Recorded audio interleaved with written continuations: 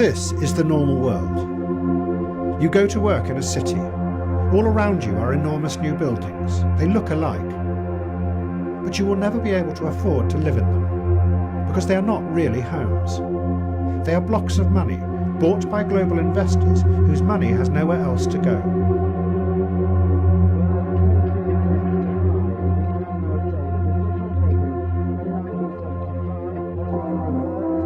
Brexit happened.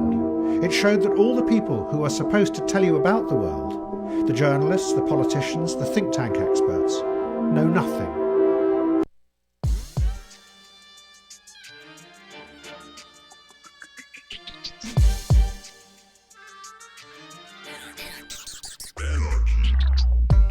Greetings, comrades, friends, and enemies. This is the Michael Brooks Show. I am Michael Brooks. We're broadcasting live from downtown Brooklyn, USA, where left is best as it is everywhere else, with super producer Matt Lech. Hello. Chief economist David Griscom. How's it going? Super producer David Slavic in the digitosphere, in the ever-growing, ever-expanding TMBS universe. On this week's program, Alex Pareene returns, the great journalist, to talk about the collapse of the American elites, the amoral parade of decadence, Brett Kavanaugh, Donald Trump. Plus, what would the Democratic Party do if it actually wanted to win? What does that strategy look like? Maybe statehood for Washington, D.C., maybe voting rights for Puerto Rico. All that and much more with Alex Pareene. Plus, Bernie Sanders outlines a legit global left vision, hot off the heels of our conversation with Daniel Bessner last week. It's called Posadism. It's called Wait for Aliens to Come Down. Read the climate report. We're totally fucked. No, he had a more optimistic message than that on confronting global oligarchy, reorienting from global empire, and rights and justice for all. That, plus Matt Lech regulates. Griscom talks economics, still defying the orders of Richard Wolff.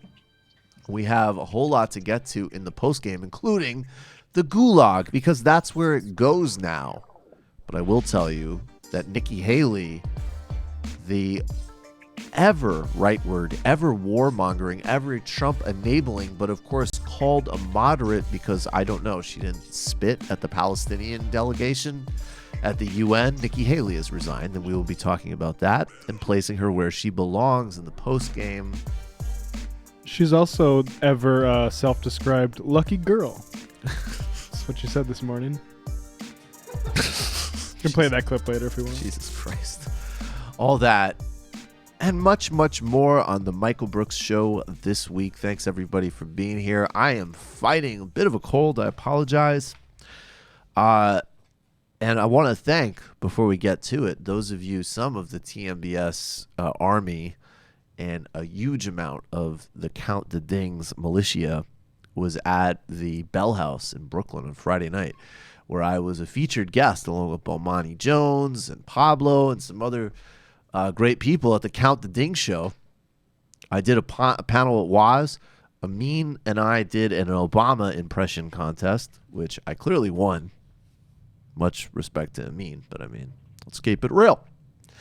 Welcome to those of you who might be new to the show, fresh off of that show. We let us know. Bell House. Yeah, definitely let us know. And all love, as always, to our comrades over at Count the Dings.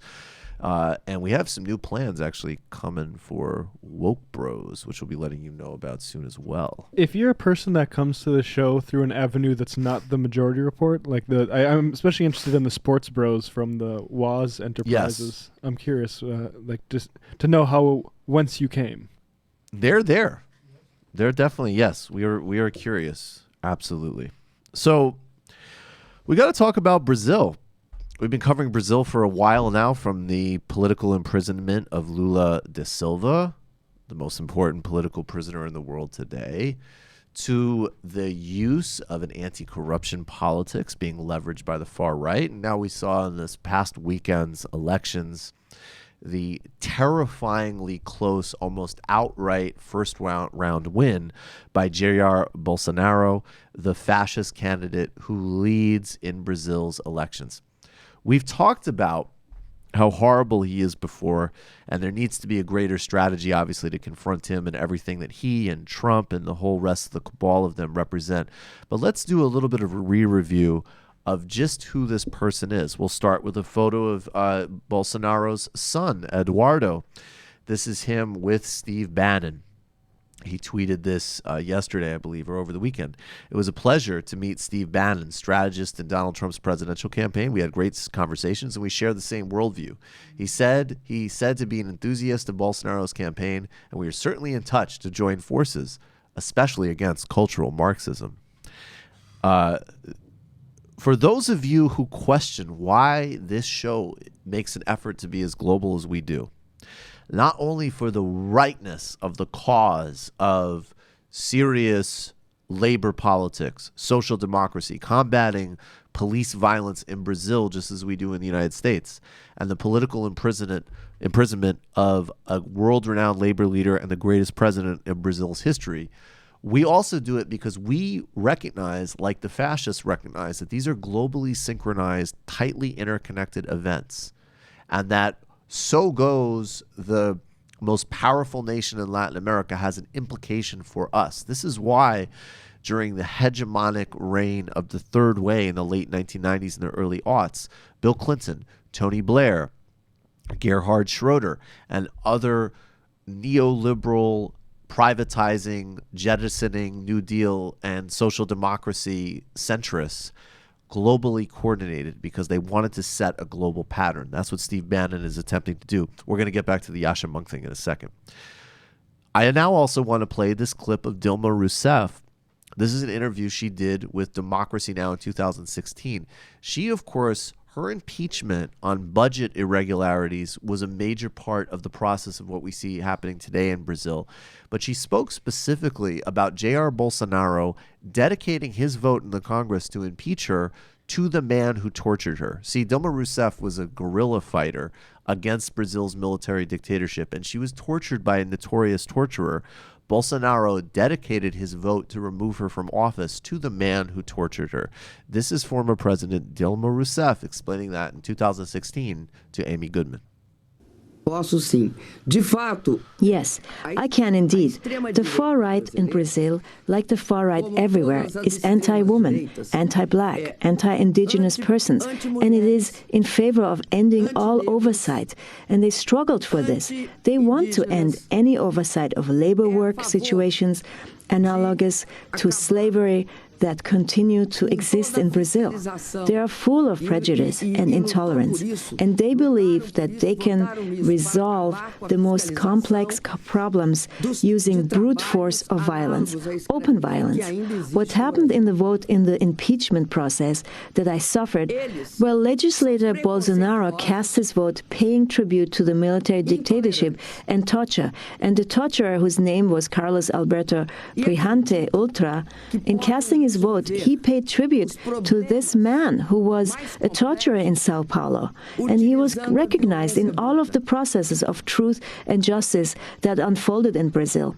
He said the following to pay tribute to someone who brought terror to President Dilma Rousseff, a person who is capable during an impeachment proceeding to justify his vote in this manner is a person who sows hatred. He spreads hatred because he only understands one language. So that was Dilma Rousseff. And as Noam Chomsky recently pointed out after visiting Lula, to Brazil's power structure, imprisoning Lula is not enough. They want to ensure the population, as it prepares to vote, cannot hear from him at all. And they're apparently willing to use any mechanism to accomplish that goal. The irony is, of course, that for years, the Workers' Party governed in a moderate social democratic manner that paid off IMF loans, that was courteous and courting of global capital, not just from the United States, however, also with agreements with China, Iran as well, which certainly would not please the United States, as well as, of course, programs that I always say that significantly reduced poverty and empowered workers, and also did some small steps, though not enough, to protect the Amazon and the global environment, of which Bolsonaro has threatened to overturn those steps as well.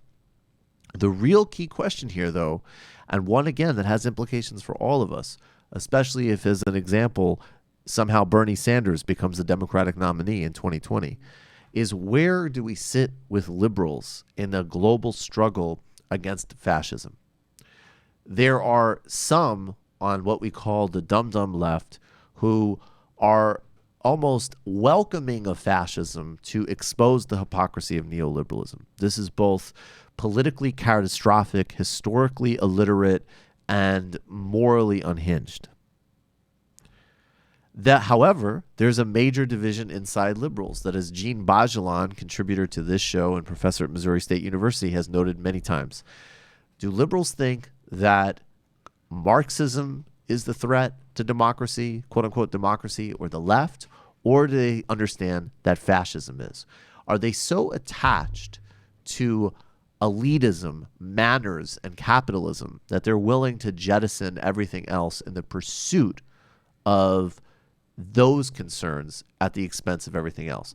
Brazil's elite is showing that they absolutely are willing to jettison those concerns. And in fact, a guy like Lula would have governed. First of all, he would have won this race. He was leading with a comfortable double-digit lead over Bolsonaro. He would have governed as a great national reconciler. He would have, yes, started to reverse austerity and do things for the poor, but he also would have done good things for the investment environment.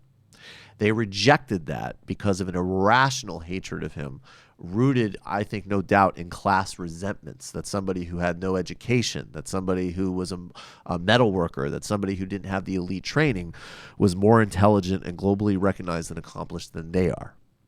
Enrique Cardoso, the former president of Brazil, who was an arch neoliberal and friend of the Third Way, has publicly announced that he will not commit to endorsing Haddad over Bolsonaro in the second round of voting, even though Jair Bolsonaro, in one of his greatest hits, in addition to telling a woman legislator that she wasn't attractive enough to rape, to talking about disowning and maybe even beating and whipping children if they were gay, said that the problem with the military dictatorship is that they didn't kill enough people, they tortured too many people. And one of the top people they had to kill was Enrique Cardoso.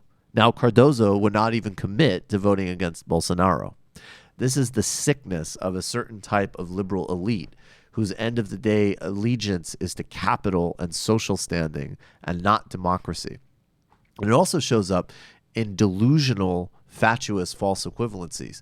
This is Yasha Monk, a tweet from him. Yasha Monk has worked for Tony Blair at his Institute on Renewing an Open Society. He's been a fellow at Harvard. He has written and writes extensively on the threat of authoritarianism. Ironically, many of his solutions to those problems are social democratic, but he has no desire to actually do anything that would allow for those solutions to actually be implemented, namely take back democracy.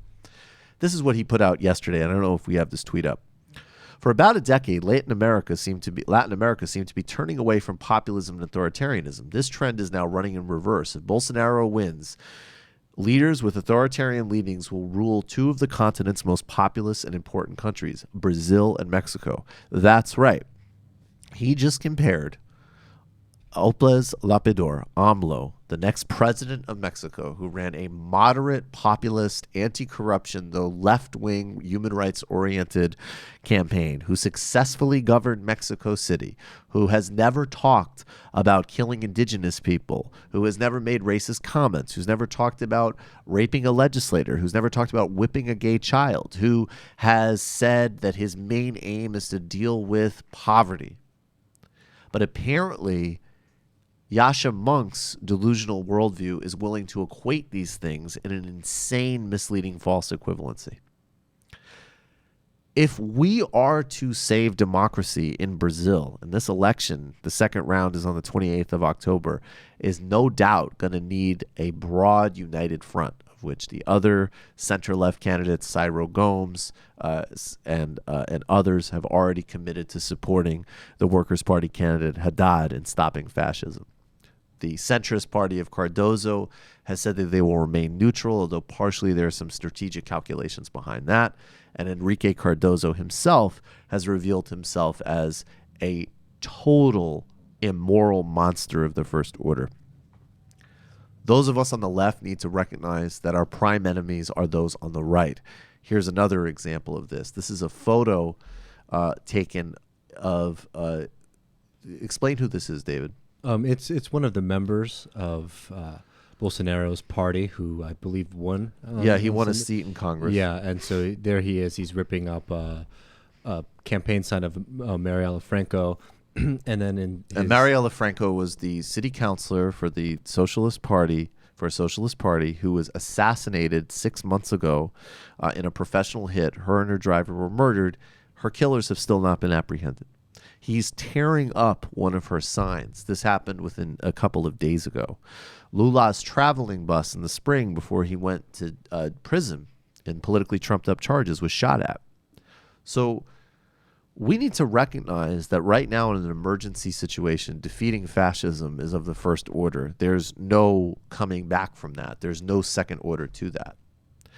But we also need to realize that liberals who play any false equivalency now and value their standing over democracy, we can't call them right word or liberal anymore.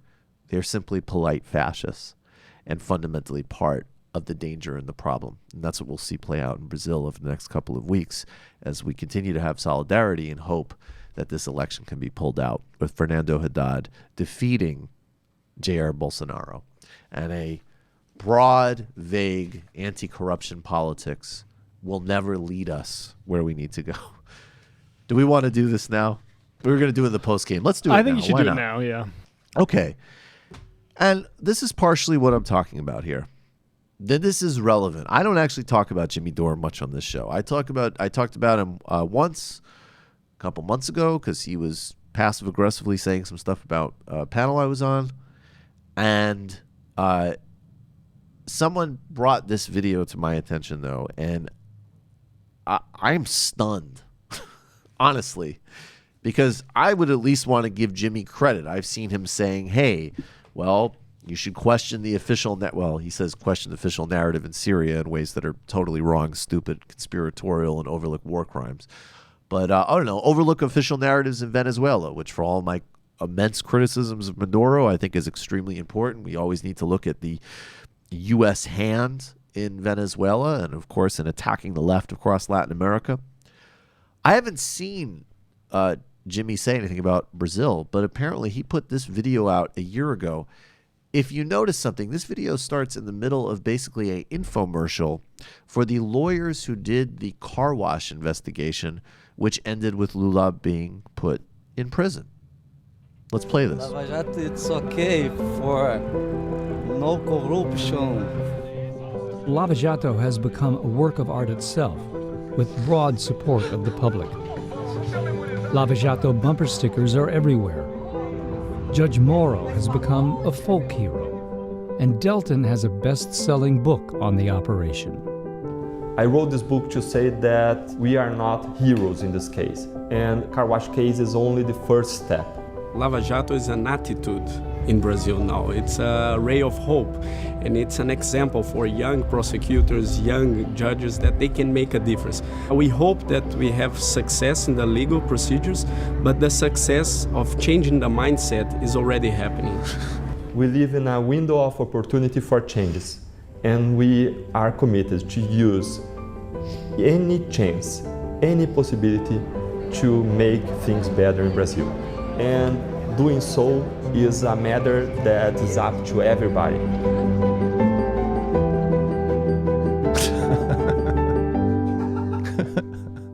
wow. That's kind of I don't know. That's amazing. Yeah, no, that's amazing. I want to get a Lava Jato T-shirt. Yeah, me Right? too. Yeah, I really want one. So Lava Jato, that's car wash, I guess, in whatever. They speak Spanish, but I think they speak Portuguese, Portuguese, right? I think. Portuguese. All right. I don't want to be too much of an asshole about the last part and overlook the actual point here. Okay.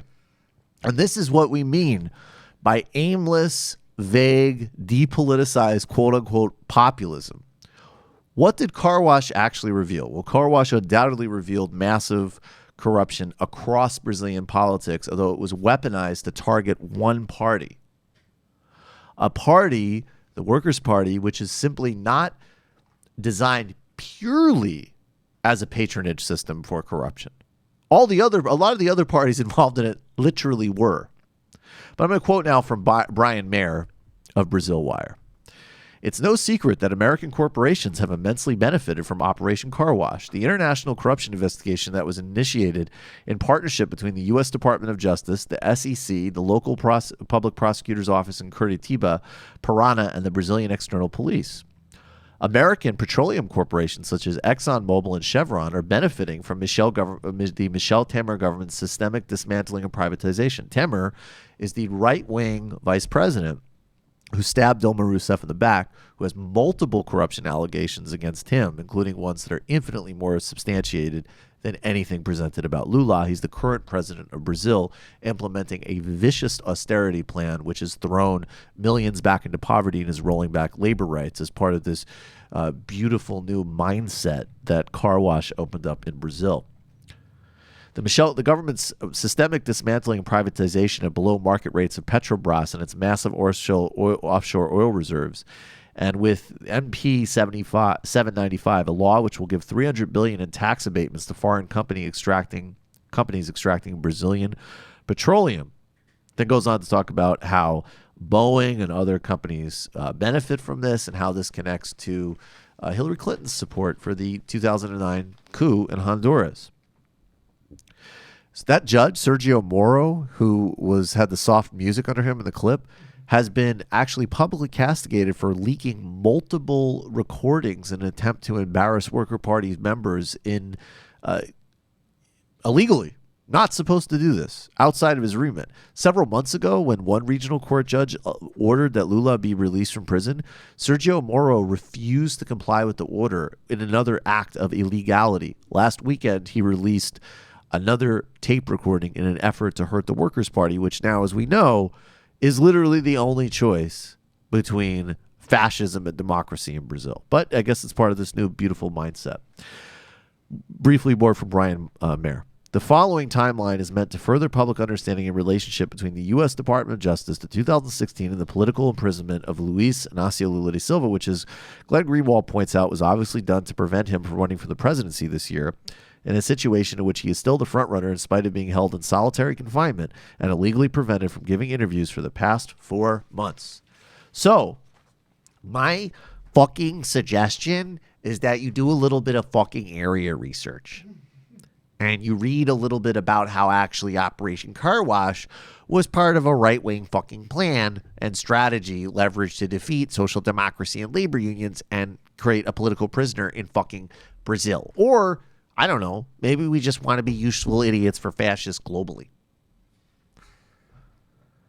Yeah, I would suggest that if someone's... I mean, not that fighting corruption's a bad thing, but if someone's suggesting that their fighting corruption is going to make life better for the average person on the street, and they're not talking anything about redistribution or things like that, then they're probably not somebody you should just trust because they have... What is corruption? Exactly. Well, it's like, that's the question. Is like whenever you hear somebody talking about these kind of like general concepts, like, you know, like justice in the abstract, like the question you have to ask is justice for whom? And it's very clear who this service of justice has been benefiting, which has been the right wing, American corporations, and people who are political enemies of Lula. And also it's been used actually to target left leaders across Latin America. Without a doubt, yes. Yeah. No, I mean, these things are definitely very targeted, and it's something that's, we really need to make sure, especially people who are claim to be on the left, to be a little bit smarter about that, because this is something that has been used historically across the board these kind of bold claims for these universal values or these, systematic understandings, like we don't see these things as individual. Well, no, there are power structures behind all of these things, and it's important to recognize what is motivating, what is making these movements happen. And clearly what we can see in Brazil is that, a popular democratically elected leader and then someone who's leading in the polls was prevented from taking power to give an opportunity to the right wing, which threw the entire Workers' Party into complete disarray. Right. And look, and if you want to have a left critique of the Workers' Party, it's one of, demobilization of their base and of making arrangements with existing corrupt orders, which is the fundamental problem of any oligarchic capitalist society. But this populism that has these generalized moral statements and vague complaints will be harnessed by the right wing. We literally see this in Italy. The Five Star Movement was a populist party, not left, not right. It had a fusion of some elements of pro-labor, environmental, anti-corporate order with some willingness to be very reactionary and racist on issues of immigration. They've partnered with the Northern League, a full fascist party, and guess who runs that show? Guess who's relevant in that government? That's how this shit works. And you listen to this soft music and all this nonsense. The upshot of that investigation is austerity, the selective use of corruption prosecutions, and paving a way for a guy who says the problem with the military dictatorship was that they tortured too many people and didn't kill enough.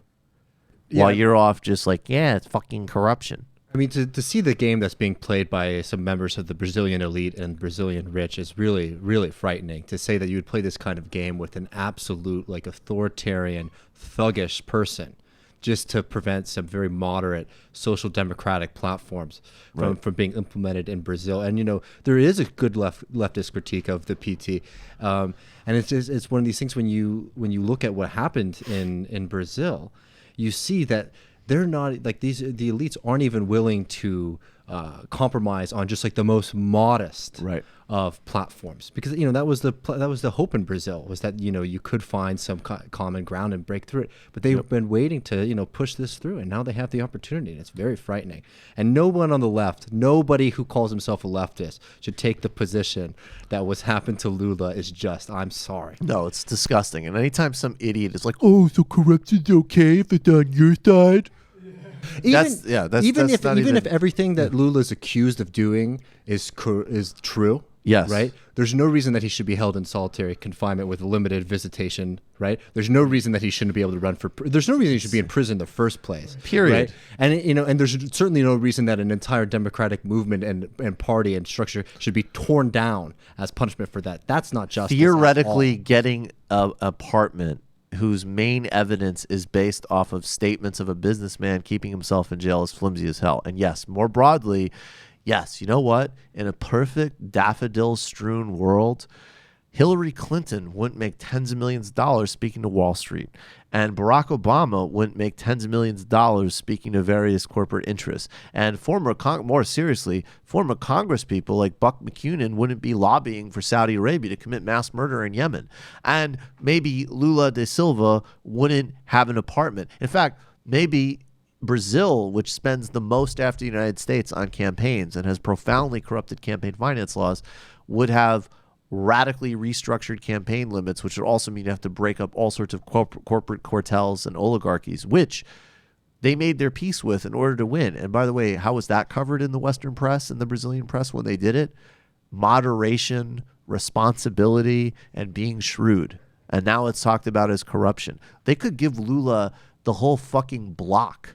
He listed 30, 40 million people out of poverty and is the Democratic choice for president.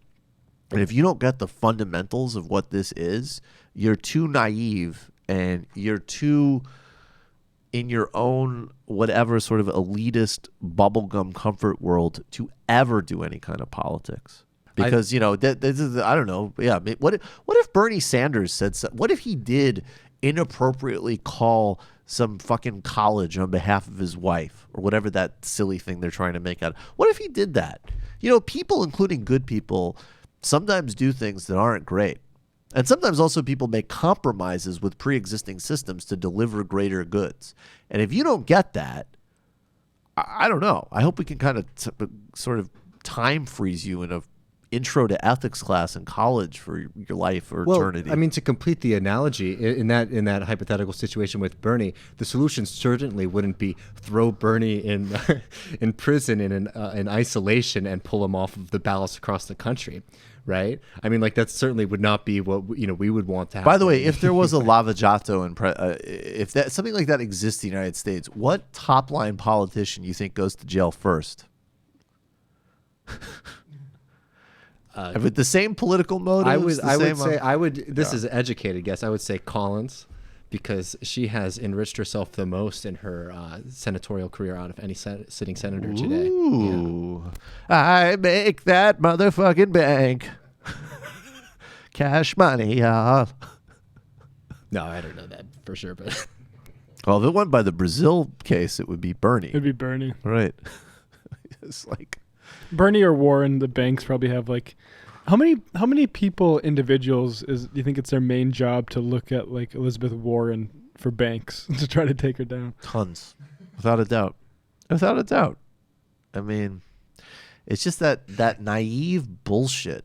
Like I can't fucking stand it. I mean, look, I get that it's like distasteful here to have to make a calculation where you vote for Hillary Clinton because Hillary Clinton sucks. But the same perfectionistic logic doesn't work in that election. But then you have like you're gonna go out to Brazil, guy who's a fucking political prisoner and leader of democracy and labor rights movement. It's like, oh yeah, I wish we had some far right prosecutor whose wife is an oil industry employee whose main upshot of his investigation has been the likelihood of a fascist getting elected. That would be great. I guess granted it happened last summer, so I guess Jimmy couldn't have predicted. I voted for the candidate who had a Green New Deal, so I feel proud of myself about that because you're saying that that's a great way to get out of this. I agree.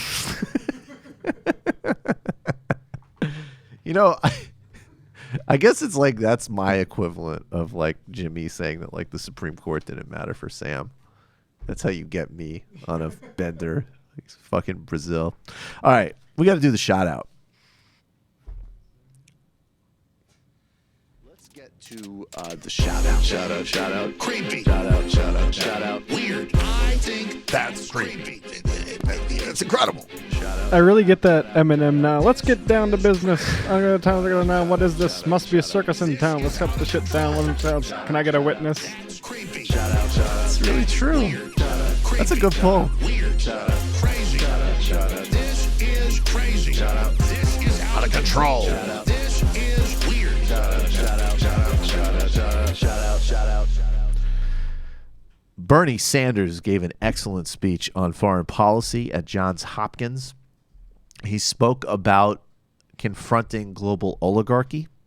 He spoke about the march of Trump-inspired and Trump-synchronized authoritarianism. And he talked about the obscene amounts of money and corrupt relationships we had with regard to military spending and that implications for how we conduct our foreign policy. Here he is specifically talking about what needs to be done to stop the U.S., UK, UAE, Saudi mass murder in Yemen. As an example, Saudi Arabia is a country, in my view, clearly in recent years inspired by Trump. Saudi Arabia, let us not forget, is a despotic dictatorship that does not tolerate dissent, that treats women as third-class citizens, and has spent the last several decades exporting an extremist form of Islam to countries around the world. Saudi Arabia is currently devastating the impoverished country of Yemen in a catastrophic war in alliance with the United States. And by the way, while we talk about Saudi Arabia, I would like to take a moment to note the disappearance of Saudi journalist Jamal Khashoggi, a critic of the Saudi government who was last seen entering the Saudi consulate in Istanbul, Turkey, last Tuesday. Over the weekend, Turkish authorities told reporters that they now believe Khashoggi was murdered in the Saudi consulate, murdered in a consulate, and that his body disposed of elsewhere. We need to know what happened here. If this is true, if the Saudi regime murdered a journalist critic in their own consulate, there must be accountability, and there must be an unequivocal condemnation by the United States. And of course, there won't be. We'll get to this later, but hilarious if it wasn't such a horrible story of the murder of Jamal Khashoggi, who was a very smart analyst. I would watch him on Al Jazeera. And what's amazing, and the message that they're actually sending to Saudi dissidents was horrifying, because this guy was a friendly critic. He was a critic inside the terms of the regime. Thomas Friedman has been trying to explain himself, and part of his explanation actually included a little bit of a spitting on the dead's grave, which was an interesting move by the old Friedster. But look, I'll also quote briefly from a write-up on CNN. This is Sanders. On one hand, we see a growing worldwide movement towards authoritarianism, oligarchy, and kleptocracy. On the other side, we see a movement towards strengthening democracy, egalitarianism, economic, social, racial, and environmental justice. He's exactly right. And what's so great about this, and what Daniel Bessner, who is, of course, essential for this stuff, touched on next week, and we're going to be doing some more work together, so look forward to that, is that the first step was this idea of responding to lazy Washington narratives. So Bernie doesn't have a foreign policy. Hillary Clinton's advised by Henry Kissinger and has supported every single catastrophic invasion imaginable, but that's quote-unquote serious thinking.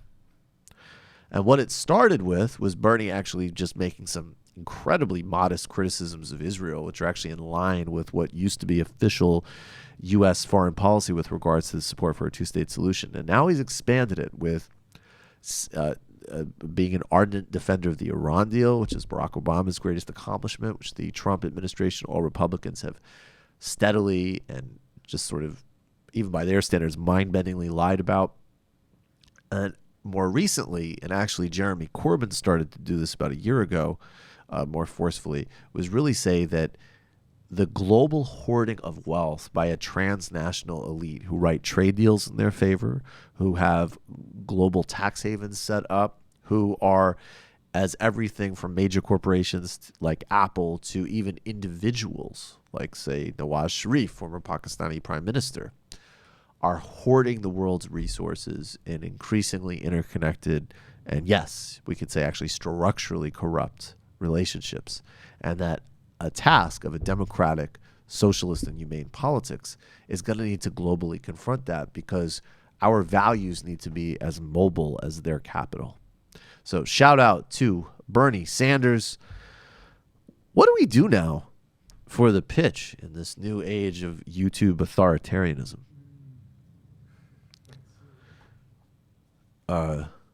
These guys, real asshole rules from YouTube on everything now. Yeah, they're coming for us. Totally not good. It was all fun and games when they were just trying to undermine Pandora.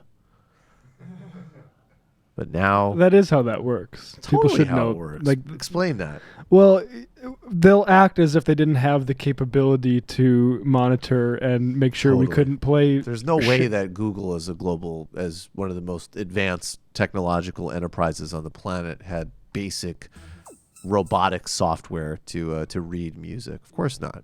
Sure. Yeah. So like when we would put something like this underneath for longer than that, they knew that we were doing stuff like that, but it made our product better, and our product was on their product, and so they would allow that because it would keep us off of other people's attention. Right. Yeah, I mean it's a war for attention basically. So keep as many people on YouTube as much as possible if you can't make money off of it, and then when you can start making money off of it, you switch on the algorithm that can test for copyright.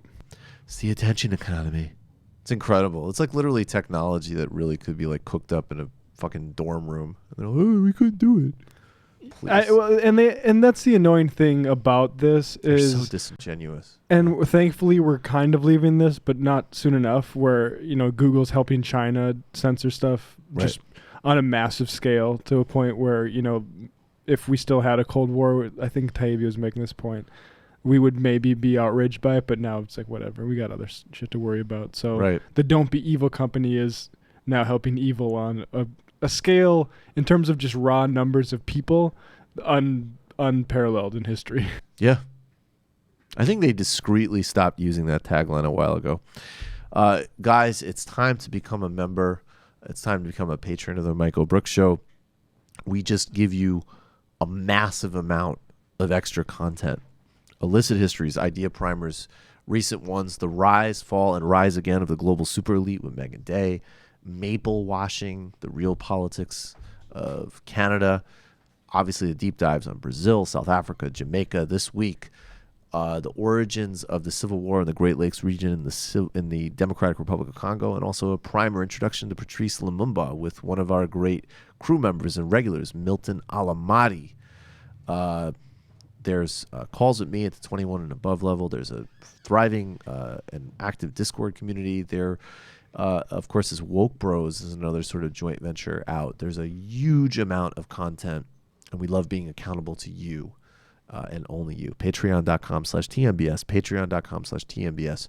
Join today. We are circling. We see that 2,000 goal in our horizons, and we're very excited about it. So do it today. It's time for another edition of Regulate with Matt Lech. Boop, boop, boop, boop, boop, boop, boop. What is that music? Oh. I'm just enjoying some music. That would be funny if you should find some copyright free reggaeton for yourself. That would be good. So today we're discussing a match made in somewhere.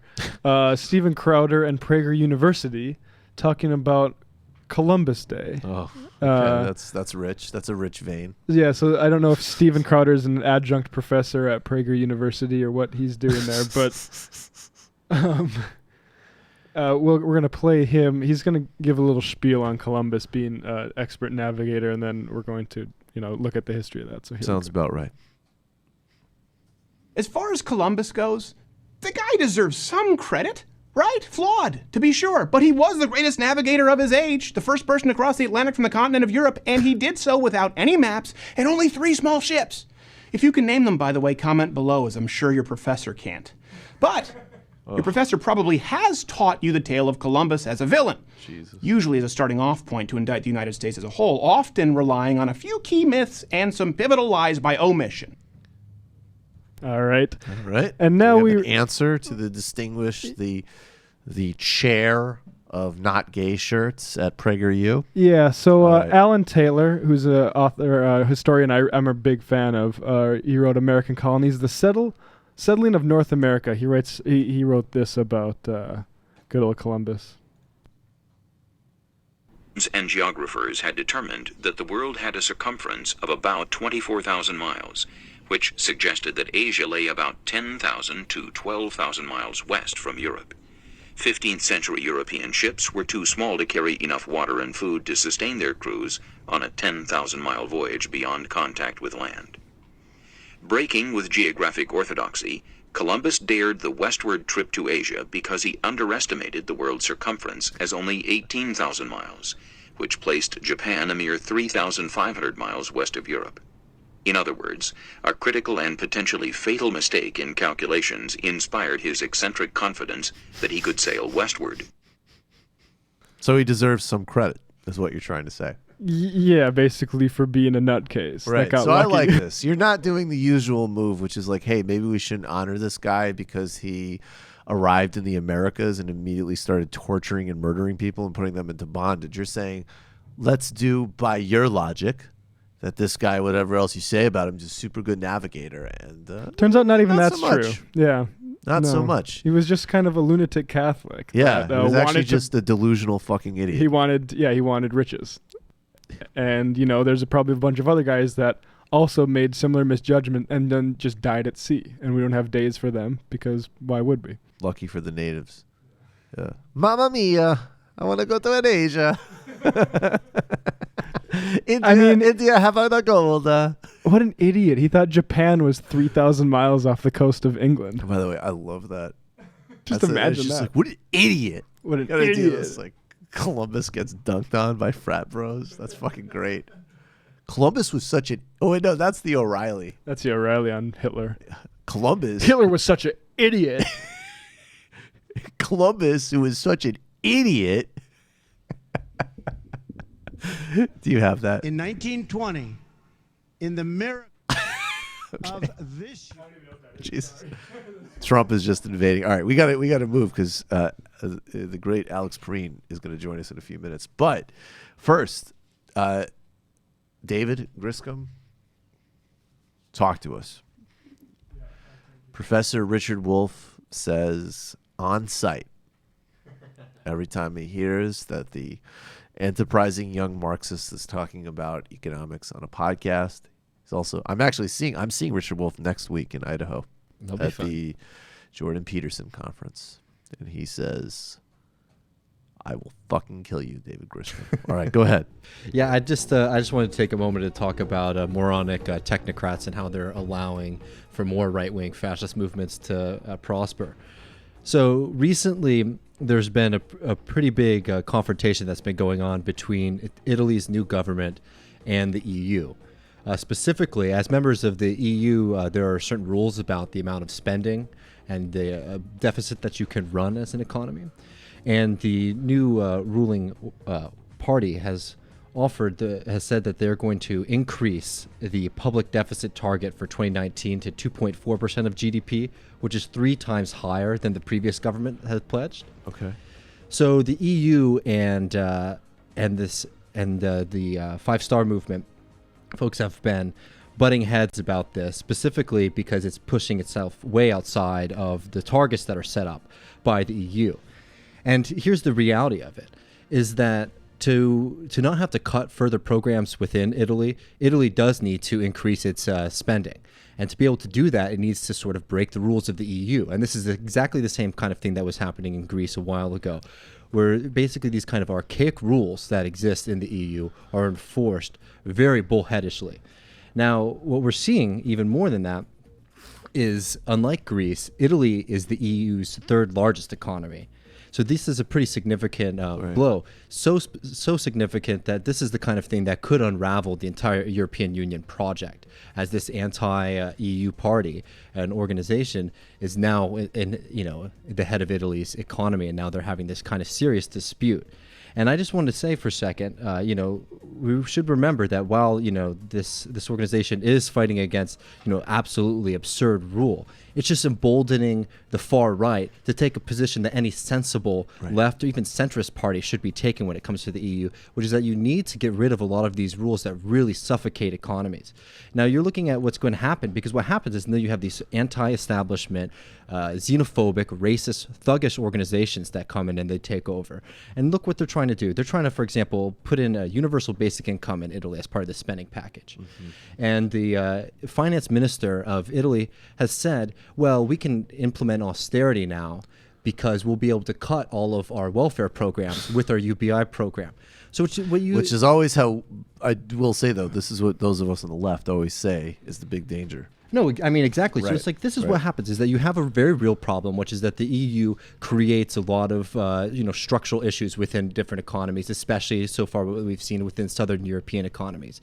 And the fact that Germany will not budge on the requirements, basically, for a lot of these other economies to be able to, act like any normal economy. Because the fact about Italy is that the majority of their debt, even though it's very high, it's about 131% of GDP in Italy, the majority of that debt is actually held by Italians. Italy is an export economy mainly, actually very similar to another nation, Japan. And if Italy was able to follow simple kind of economic policy as they have in Japan, for example, they wouldn't have this problem. They have this problem solely because of the European Union's rules. And without finding any kind of leeway, not just for Italy, but for the rest of the nations in the EU, we're going to continue to see these problems in the European Union. And, it's one of those things that you have to just sit there and scratch your head to wonder about the past 10 years, 15 years of the technocratic solution for the European Union, because all that it has done has emboldened the most vile, reactionary, xenophobic right wing while demolishing any kind of sensible left wing alternative. We're definitely going to be watching this very closely. They've put forward their draft budget. It's very likely that the EU is going to reject it, and we'll see what happens at the end of the month with this. And so we'll keep everyone updated. Definitely. That's something we'll be following closely as part. And I also want to recommend people, if you haven't yet, go back into the Illicit History Archives with Mark Botenga as a Belgian socialist. We did a deep dive on what a 21st century labor socialist politics would mean for democratizing the EU. That was very interesting. I'd go back because, we definitely have a lot of new patrons since then. That was several months ago. That was a really, really good conversation. All right. Do we have something that we can use for a brief break, Matt? Even in this new authoritarian world. Okay. We'll be right back with Alex Pareene.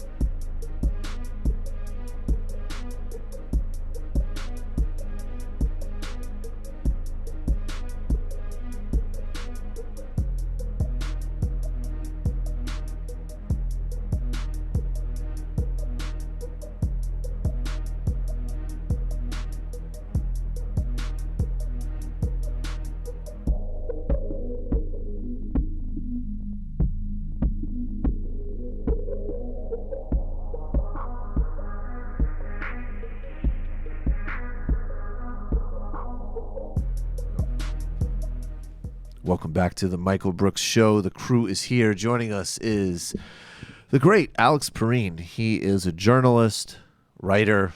I'm sure many of you know who he is. I hope so. I think so. I definitely think there's a big crossover. Thanks. This is the second time you're doing it. Thanks for coming by. Yeah. Oh, of course. Yeah. Really I'm happy appreciate it. And I apologize for the lack of beverages. It's fine. We usually do a better job of stacking up, but today I was going to get myself a LaCroix and I forgot to get it, and instead I'm drinking one beer I found in the fridge.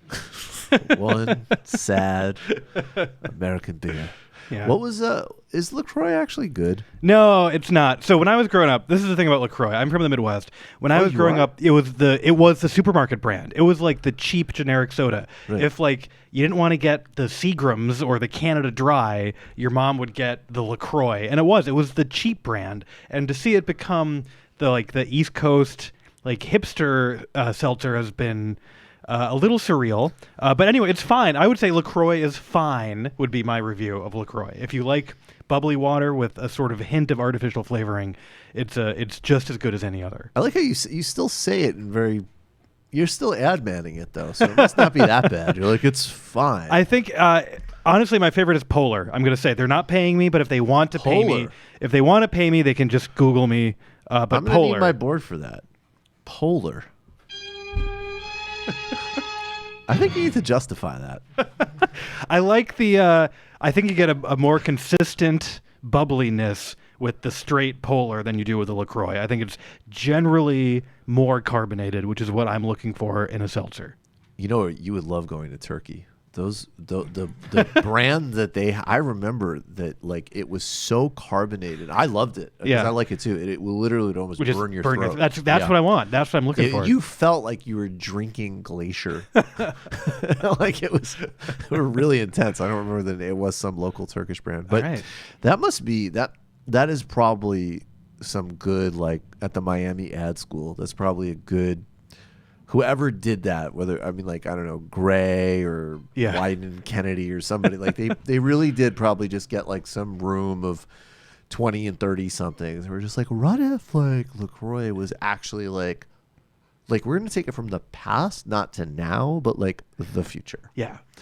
and they did it because you see it everywhere. I mean that definitely, because I didn't even know that. Yeah, I actually thought it was just some new silly gimmick with good packaging. I didn't know it had I think history. like it just came from Michigan in the 90s, and then I think the key was that they didn't update their packaging for like many years until it came around to 90s retro. So there you go. There's a little tip for all you beverage manufacturers out there. It came out of nowhere, I feel like, and then before I could try some, the CEO got in a Me Too scandal.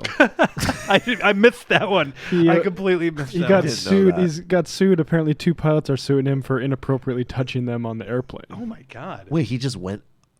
Don't do that to your pilot. Yeah, unless like you have a death wish. I don't understand. No one signs NDAs anymore. All right. All right. Well, I think we just did a little brand toxification right here. Tie a bow on that. Goodbye. So you won't be trying it tonight if you haven't tried it yet. I had it once at some party or something. I thought it was absolutely like, why is this a thing? I don't know. If I'm drinking something out of a can, it's going to be Coke or Pepsi, probably. I'm boring like that. Yeah. If I drink, I'm like, you forgot some of the ingredients out of this, clearly. Yeah. So there's also supposed to be a massive amount of sugar and artificial syrup. coloring. I remember the very first time. So like, growing up, like the normal American, like growing up, like every time we went to McDonald's, I got soda, you got Sprite, you got 7-Up, and it was like, these are normal things to give a child. And the first time I went to my friend's house who had hippie parents, and I knew, like, eventually I knew a bunch of people with hippie parents, but I finally went to my first hippie parents' house. Right. I opened their fridge and was like, this seltzer has no flavors. I was like, what is this? This pop has no sugar. Like, what are you forcing your child to drink? That is actually, I remember that as very much like literally not only my parents hippie in that way. That was basically like, I never had like curfews or anything, but if there was one rule, it was like you have to eat some type of horrifying macrobiotic regimen. Yeah, exactly. And so like but they were lax about they were lax about most things you put in your body except like sugar and processed foods. They were actually to their credit, they were pretty across the board on that one. Although I definitely knew. That would be really funny. Like, and I'm not like, whatever. I'm not, weed is weed. But it is pretty funny to meet parents who would be like, that has a lot of artificial coloring. Yeah. Hey, man, can I get a hit off of that? Yeah. Like, literally bumming weed from their 14-year-old. Like, yeah. Those like parents, that was in the area I grew up in. You smoked the parents out. It's like, you don't have any? Come on, what the fuck, man? No, I told you why we don't go to Subway. There's a lot of chemicals in that.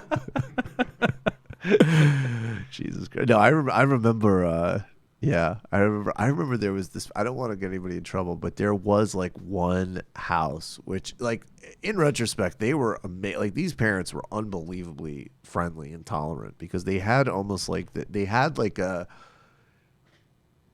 heist, like they literally, like, this freezer was stocked with Ben and Jerry's. There was an unbelievable amount of weed. Yeah. There was like a pool. There was, and they just let us until like, I remember one kid tried to bike in the swimming pool. Right. That was like finally like, you know what? Yeah. Get the fuck out. And they discovered that. Of course, like back then, you're just like, hey man, what's the problem? But in retrospect, you're like, you guys were so like, we're literally like, paintings got broken off of the wall. There's no way you could have gotten any sleep. That is the the like number one like teenage feeling that it's impossible to recapture is that feeling of like, why didn't they let me do whatever I want all the time?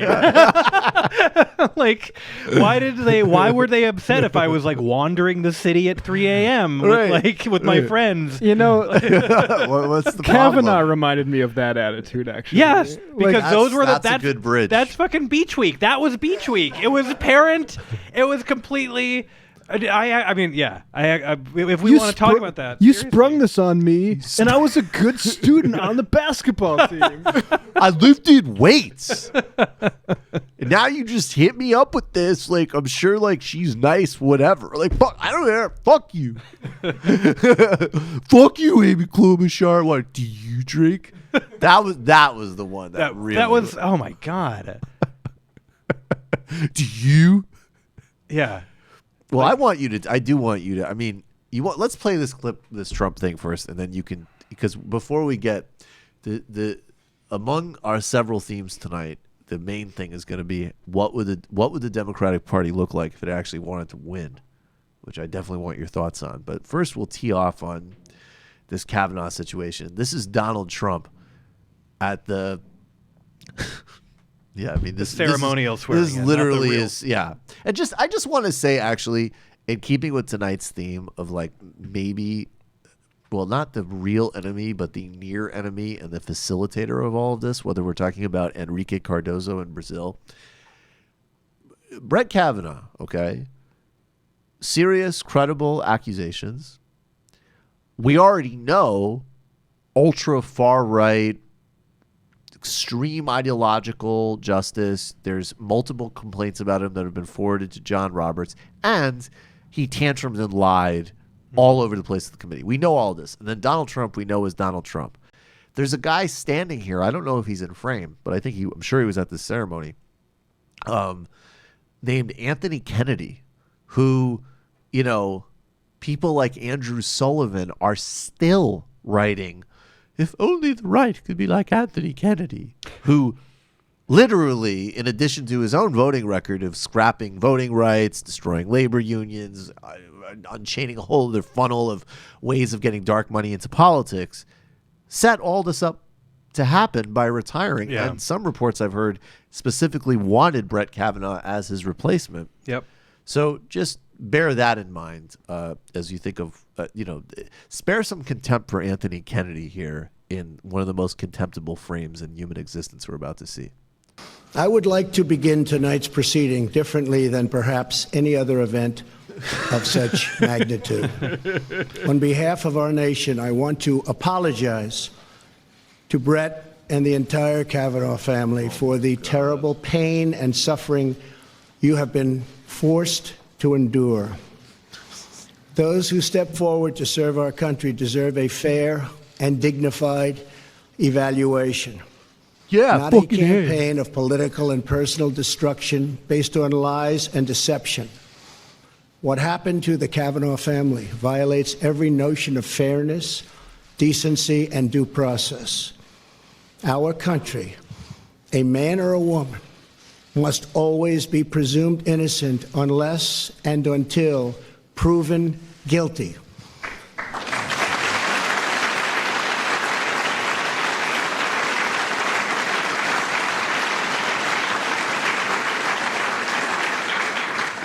And with that, I must state that you, sir, under historic scrutiny, were proven innocent. Thank you.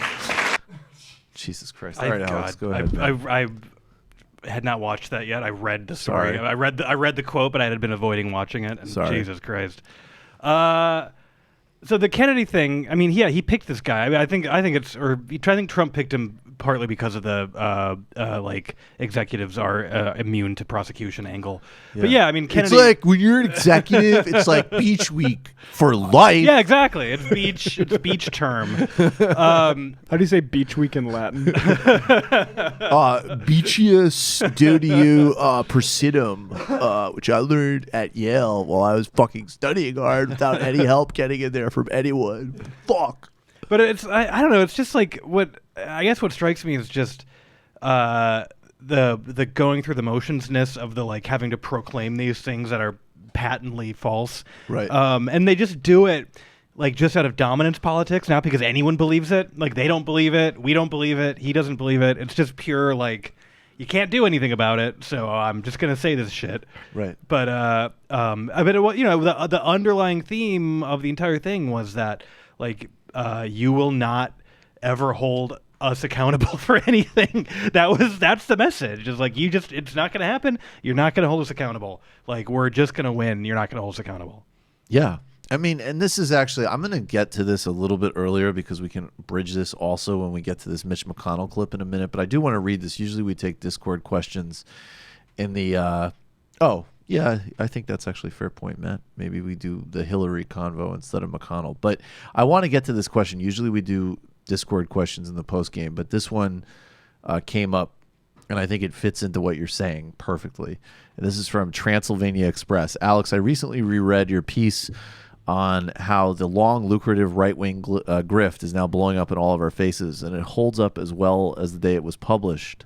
Thank you. And he did ask what you're working on now. Maybe you can touch on that. We can get to that even more in depth later. But how does that fit? I mean, remind us basically of that long right wing. That was, I think, one of the most important pieces that came out that explained Trump and everything that's happening. So let's. I will try to use maybe Anthony Kennedy as an example of this. The basic thrust of it, and this is how I've been sort of understanding the right for a while now, is that the original sort of point of building a parallel media and all these other parallel institutions was to whip up the base, make them stop paying attention to and stop trusting the mainstream media, and then eventually make them like ignore facts that are inconvenient to the right.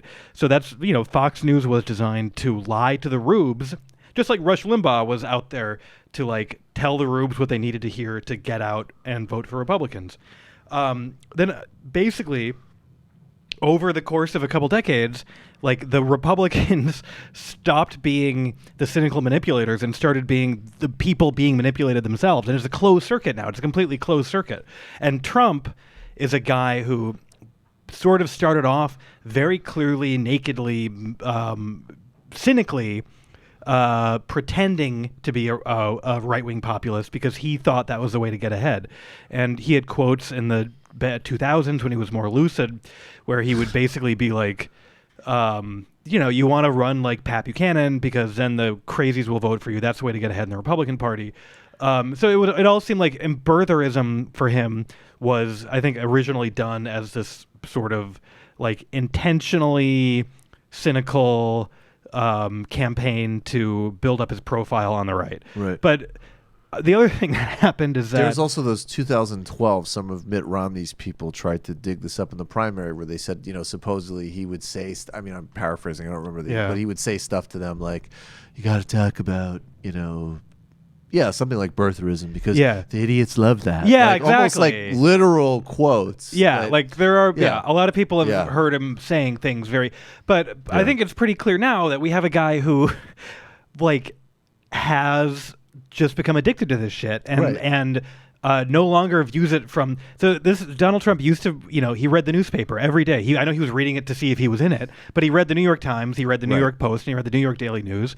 That's a decent way to sort of know what's going on in the world. Now he DVRs Fox and Friends and watches Fox and Friends and believes what his Fox and Friends are telling him. Right. So that is like, that's one man's sort of journey into like being originally someone trying to sell snake oil to a like consumer of snake oil, and that happened. Even Susan Collins, right? Right. I mean, Susan Collins is a great example of that because I mean, obviously, I don't like and you don't like. Right. No one has ever liked on Susan Collins, and she's not a moderate. That's a, you know, the scale of rightward shift of American politics is awe-inspiring. So, you know, moderates here, ultra to the right, but even watching her give that statement was like, whoa. Right. Like, I thought she was just some, like, right-wing hack negotiating keeping a seat in Maine. Yeah. But you watch that, you're like, oh.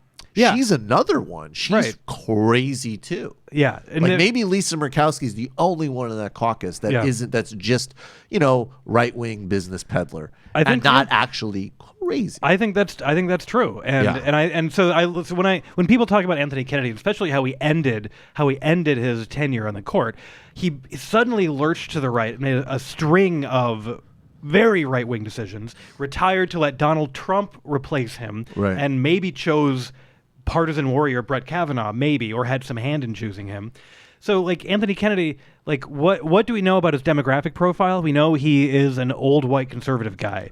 So do you think, like, Anthony Kennedy's media diet in 1990 is the same as Anthony Kennedy's media diet in 2018? Right. I think this guy, just like everyone else in his demographic group, has been mainlining Fox News for however many years. I think it poisoned his brain just like it poisoned everyone else's brain.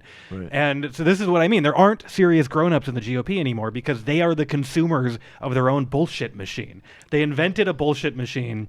Now they cannot, like, understand the world outside of it. And so in Congress right now, and it's getting, every day, like, old Republicans who actually read the real news are being replaced with these people who grew up on this new shit that bears no resemblance to reality. Right. And that so if you want to know, like, how can they how can they act like this? How can they be so crazy? It's like they built a machine that drove themselves crazy.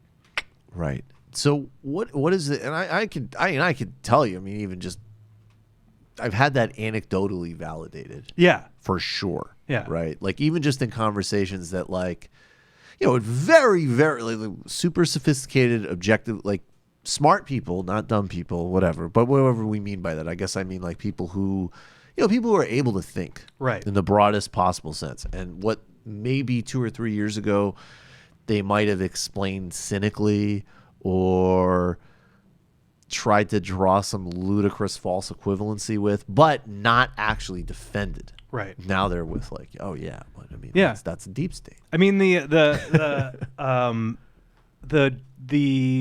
story that the anti-Kavanaugh protesters were orchestrated by Soros and Acorn. Everyone's like, oh, Trump started saying that because he heard it on Fox. It was in the National fucking Review. It was. Right. It was in the a National Review piece, piece. and Chuck Grassley said it. And Yeah. Chuck Grassley, who I mean, he's God. I mean, he's gone in every way. But I mean, he would be a classic example of, an ABC news package would love to still present like, and Chuck Grassley, a veteran, respected senator, who's just like this misogynist, grouchy old lunatic who just said like, if there wasn't the goddamn Jew writing Taylor Swift's Instagram posts and paying these women to protest, this would have been a civilized process, right? Yeah. Like which is insane. Yeah. Right. That's why the Kavanaugh thing was so clarifying, because you got to see the never Trumpers on Twitter going on long threads rationalizing like, well, how much line can I look past? Yeah, like how far can I go? Yeah. And you like the way they coalesced around well, at first they let Whelan go out there with the wrong guy story, and then when everyone thought that was ridiculous, they sort of threw him under the bus. And then they were like, after that, they were just like, actually, you know what, we're gonna go with this. Yeah, I was gonna say that was awesome. Yeah, they were like, we don't have a better. We have no better let's cut story. this guy adrift. But then a week later, Susan Collins is like, you know I'm what? sure it happened, but it was a different guy. Yeah, we're just gonna go with a much vaguer version of the story. We find that convincing. As long as you're not too specific, multiple people works. First of all, has anybody ever seen Inception? George Soros funded that movie. I'm quite convinced that Brett won't overturn Roe, or at least he won't do it in a way that will make me look bad. But yeah, I think with Collins too, you saw like the politics of it for her were that she like gets pleasure out of like sticking it to the people protesting her, basically. Totally. Like, and it's which makes her no different from any other right winger. Well, like I said, it's just owning the libs. It is. It's about owning the libs. Right. But you have to. My understanding of Collins has been for a long time. Like, I don't think she ideologically, I don't think she really gives a shit. I don't think she's not a committed. She's like, I don't care. Ideologically, who gives a shit? She's a deeply partisan. She cares about the Republican Party. Yep. She's like a deeply, deeply partisan, as much as Mitch McConnell, and that's why she's one of Mitch's like closest allies. Right. And her moderation is just like, my personal politics are, I don't care what the tax rate is, but my real politics are whatever will help Republicans win. Yes. No, that's funny because again, it's another way in which like all of these terms, like, yeah, she's pro-choice, and because of her profile and because of the electorate of Maine, she's occasionally going to be like, guys, yeah, like back off. I can't, just go and vote to strip tens of millions off of healthcare, especially when a not insignificant portion of them, I need to actually keep sending me here. Right. But but there's nothing. But if she had been the deciding vote on that, she would have fallen in line because I think that's only true. Yes. Only when she has cover does she vote no. When she has to have cover, and like that was what this time it was too important for her to like. Even if Murkowski gave her cover, it was too important to the party, so she fell in line. Right. I think that's absolutely right. So then, well, what about then? I mean, it's different, but there is there's like the alt center or the delusional center or whatever we want to call it it's a kind of amorphous category, which I would include like everybody from like Thomas Friedman to even like to Sam Harris in some ways, where of like in the face of this just raw predatory power politics. Yeah. There's everything from, well, what we really need to do is recapture some strategy memo that Dick Morris wrote in 1994, and that will save us, to, you just keep fighting with facts. And what's really going to fucking electrify people is when you go out on the campaign trail and you say, we're going to propose that no court nominee gets confirmed without 75 votes because by golly, we need, things to work again in this country. Actually, a proposal like that would actually be hilarious because I'm now in favor of this. So you can't confirm anyone to the Supreme Court without 75 votes. Yeah, right. Which means as they die off, they're not replaced. There's literally, we just eliminate the Supreme Court over time. Is the right reason to support act would be that no one can get anyone There's confirmed. a left centrist alliance we could get behind. Like, I totally support gradually letting the Supreme Court die. Yes. Although, well, what happens whenever like Kavanaugh's the last one? He's the last guy. He's just like Just pounding like PBR, like, go ahead, hit me. Oh, you got fired because you needed to use the bathroom. Fuck you. And by the way, Amazon owns everything. I wrote it. That's the flaw. Get the fuck out. That's the flaw in it right now. But I do think, maybe. Oh, wow, this Dominican guy was arrested without a proper check and then was beaten, and now we would like the police department to apologize. You know what? I'm going to really think about that. Look, the way this plan works is if like Kagan and Sotomayor are always buying him drinks. Like, it's just like, you want another whiskey, Brett? And then 30 years from now, his liver's dead and he's. Let's hope for a much shorter horizon on that. I publicly, I don't care what here's the future of the Democrat. Here's the Democratic Party is committed to winning. I absolutely hope. I mean, look. Let's not say death, but I totally hope that Brett Kavanaugh's liver or whatever, it's at some point it's going to be time to spend more time with the fam. It's a hard schedule to sit there. He is a father. He's a father. Daughters. What about I have daughters? Whoa, what happened? Did we just blow out? Yeah, you can't yell into that mic. Oh my God! Sorry, guys. Can't yell into that mic. Can't. I learned. If only Brett Kavanaugh had been given that mic at his hearing. Right. That would have been great if he popped an eardrum. I have daughters. I have a basketball team to coach. Let's actually, I don't know if you've seen it, but I want to play this Hillary Clinton clip. It's kind of making the rounds. Also, it's recently announced that her and Bill are going on tour. Just like, thanks, guys. Could you? I'm at the point with the Clintons where it's like, could you just wait till after people vote? I mean, now that Lindsey Buckingham is back out of Fleetwood Mac, this is the time for them to get those boomer dollars. But just wait a fucking month. Like, just I get it. Like, you guys need to like wring an unending amount of money out of, this new weird group of people that follows you. Like, you're probably bored sitting around Chappaqua, but like, could you just wait till after the fucking midterms? That's literally, at this point, my expectations are so reduced. That's all I'm asking. But this is Hillary Clinton talking about civility, and I have thoughts on this, obviously, but I want you to tee off on this, Alex. You cannot be civil with a political party that wants to destroy what you stand for, what you care about. That's why I believe if we are fortunate enough to win back the House and/or the Senate, that's when civility can start again.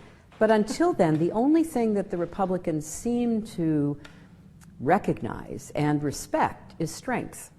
And you heard how the Republican members, led by Mitch McConnell, the president, really demeaned the confirmation process, insulted and attacked not only Dr. Ford, but women who were speaking out.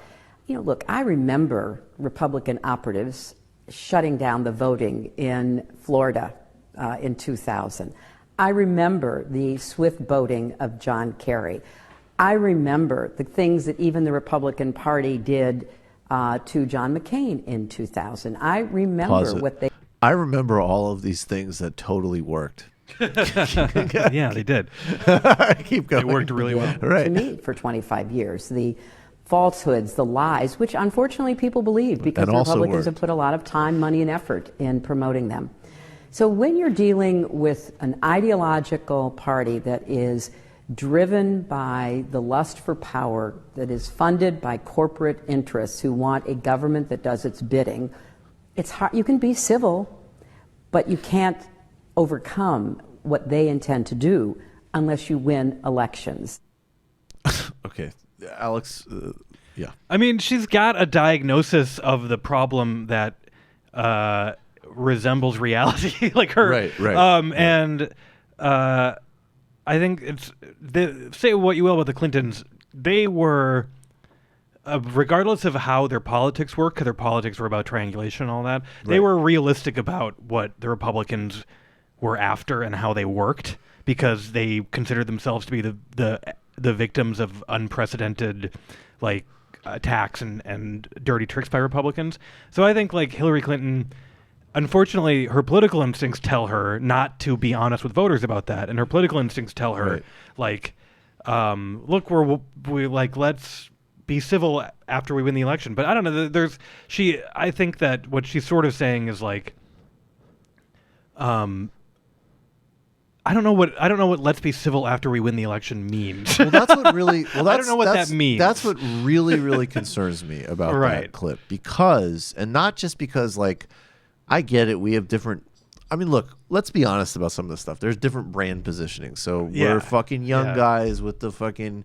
We're dirtbag left writer podcasters. So we're supposed to be nah, fuck civility, blah blah blah. I'm not talking about,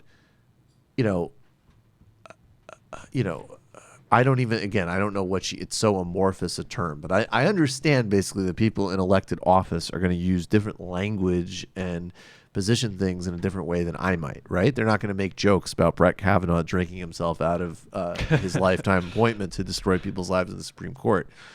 But conversely, it seems to me that Democrats, partially for ideological and also partially because of their own, the contradictions of who funds campaigns and their own rightward tendencies in their party, that, they're going to need to start figuring out a way of governing that actually entrenches and reinforces their power. Right. Because that's what Republicans do. And so I'm concerned. So anyways, I mean, maybe you could, if Democrats actually wanted to win, what does that mean not only for the midterms, but actually going forward? If they actually reclaim power, what would that actually mean if they're hey, maybe we actually want to hang on to this instead of losing it every couple of years and throwing the country into an absolute crisis? I mean, God, what does it mean? It's very tempting to just say implement my entire ideological agenda. Although I sort of think that that's what I would want them to do. But aren't some of those things is voting rights from DC and Puerto Rico, right? Yeah. Isn't that that's seems to me, or a national civil rights voting rights package. Right. Seems to me there are things that. I mean, there would be you could look at a package of things that would be exactly national. So the Voting Rights Act, pre-clearance for everyone, not just the southern states, but federal pre-clearance for all voting law changes for everyone. And there's a lot of things that are that there should be a package that should be ready to go the day they take back power. That is basically universal, national universal registration, and weekend, like move the elections to the weekends, and like all this other shit. Like you could do a voting rights package overnight that would make registration and ballot access easier instantaneously. But the stuff to sort of consolidate power. I mean, they like, this is why people are talking about court packing now. Right. Although I really think like the first thing they should be doing, this is going to be the test. The test will be, if they regain the House, do they begin investigating Kavanaugh seriously? Right. And that's the real test, because they really have no choice here. Like, there's a million different threads. It's not just the sexual assault. No one knows where his fucking debts went. Like, no one knows how he racked up the debts. Right. No one knows where they went. The story he told is ridiculous. And I think he got the kid glove treatment on that because there's like a gentleman's agreement in D.C. not to look at who's funding who. Right. But so like, let's get his fucking financial records. So that's the test, because that doesn't need to wait for Democratic president. That doesn't need to wait for Democratic Senate.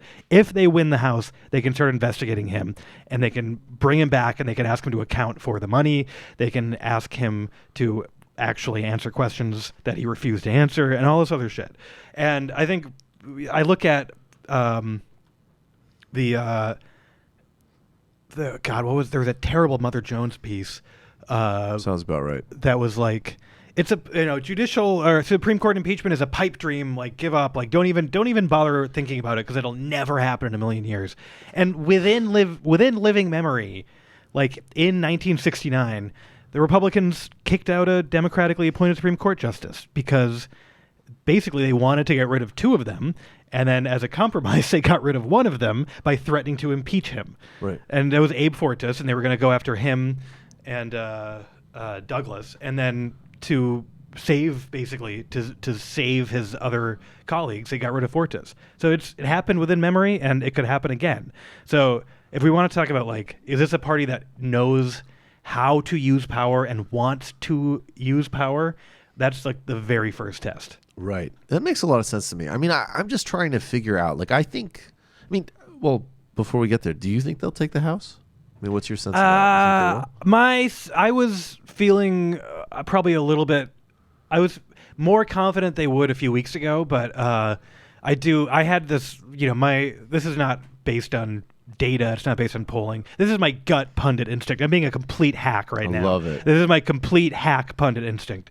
There was a sort of theory that, if the Supreme Court seat was open, that would drive Republicans to the polls, and they'll turn out in larger numbers. Yes. And my conspiracy theory is that Chuck Schumer, I think probably before the accusations got more serious, I think he probably wanted to like rush the vote just to get this done. But I think that's the exact opposite of how it actually works, and I think that just like pure displays of dominance are what drives committed Republicans to be like, yes, we will reward you with our passion. And that's what this was. It was just a pure display of dominance. So I think that actually will, like, rather than Kavanaugh being defeated, the idea was Kavanaugh's defeated, Republicans turn out to the polls to make sure they get to confirm the next one. No, I think the actual alternate reality was Kavanaugh gets defeated, Republicans like throw a tantrum and stay home. So I think it's probably less likely today than it was a few weeks ago. But on the other hand, like, I remember 2006, and I remember election night being like, having been trained by the last few elections to have no hope ever. Right. On 2006, I just remember watching like, oh, they just won everything. So that's possible. Like, it could be 2006 again.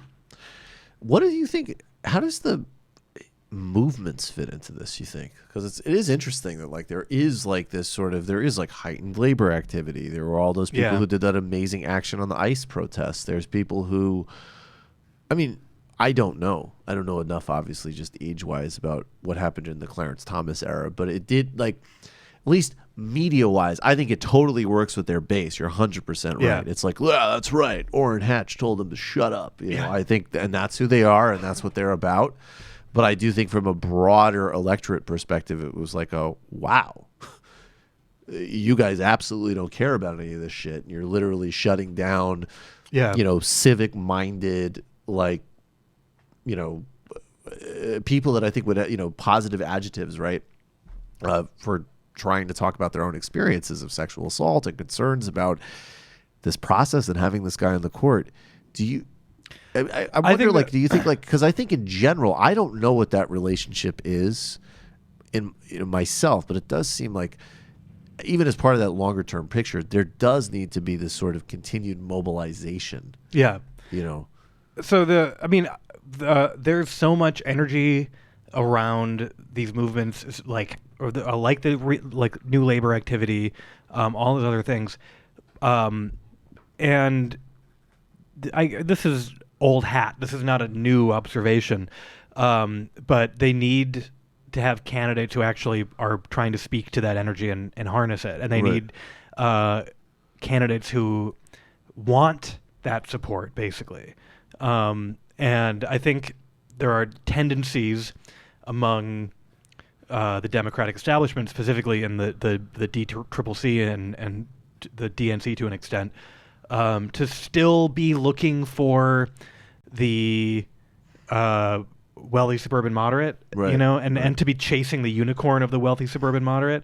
So the question is, like, can this reinvigorated labor movement find like candidates who actually want its support? And I don't have enough of a granular view of every House race in the country to know about candidate quality in all these places. And I think there's actually a lot of really good ones out there. Yeah. I feel like I hear about some surprisingly good ones pretty regularly. So when we talk about whether the Democrats want to hold power again, like their 2006, which I just brought up, swept in a wave of these Rahm Emanuel recruited candidates who like didn't actually want to do anything with power. They didn't want to. Right. I don't think it's as bad this time around, but many of the same people were trying to find many of the same kinds of candidates. So I don't know. Do you think that that's ideological, or is it? Is it just as crude as, like, if you're a consultant in D.C.? Ryan Grimm, I think, had the kind of perspective too that it's also just risk aversion, which is like, hey, if you keep getting rewarded with consulting contracts, no matter how much you lose, you still get those contracts. Whereas if you try something new and you lose, you might actually get. That's the way you might actually get blamed for it. So that's interesting. But I've been wondering, like, because I think this is really stark in the UK, right? Yeah. Because sometimes it's like, some of these people are like, oh, I didn't know that we could actually do this. Yeah, this is kind of cool that we can do this because I actually do have pretty decent politics. Yeah. And then there's this, there's a Tony Blair contingent where it's like, it isn't just money. Ideologically, these people are very right wing. So that's what I'm wondering.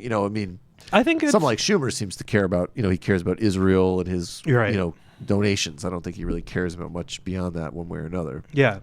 I think it's the fact of the makeup of the consultant and election industry class, and it's not simply the ideology that these professional class people have that they got at elite schools or whatever. All of that is part of it, and it's why they want to recruit lawyers, and it's why they want to recruit professional class people, and it's the fact that Democrats need to find candidates who they think can self-fund and who can find people who can help them fund. That's actually has an ideological effect, but it's actually just a practical response to our broken campaign finance system. Yeah. And the real sort of left-wing insurgents, the real work that they are trying to do institutionally is build an alternate funding system, because the current funding system only rewards certain kinds of candidates. But then that's just a practical effect of like how our laws have been shaped by right-wing courts going back decades. Right. But then, and then the other part of it is it's like any other corporate culture. It is just like, I have all of my experience is in doing things this way. If this industry starts doing things another way, I will have to adapt or be out of a job. So I cannot let this industry do things another way. And that's how this cycle just gets perpetuated over and over again, because the same dozen firms and people are like hired for every Democratic race. I remember the first articles I read, like when I sort of I read about political consultants were probably in 2004. And actually, in some ways, this guy might not even be the worst, although it's a pretty bad group. But I remember reading about this guy, can't believe his name's totally escaping me right now, Bob Shrum. Oh yeah, Bob Shrum. Yeah. And it was just, but the big takeaway, and this is somebody you could look, in some ways you could look at his career and actually chart a certain modern history of the Democratic Party up until about, I think he quit after 2004. I think he did Kerry's campaign. He was the chief strategist on it, and he was done. But it was funny because it was like, you know, in 2004, all of the main candidates with money, like they all want this guy. This guy's considered to be the top shelf Democratic strategist. And it's like, and he's won all sorts of Senate and House races, and he's advised candidates in Bolivia and Israel and all of this. And it's like, and then he's done a bunch of U.S. presidential elections. Yeah. All of which he's lost. He lost every single one of them. He just lost. He just they were kept like, losing. That's the dude we want. Yeah. That guy with a 0-7 record. That's who we want to pay millions of dollars in TV commissions on.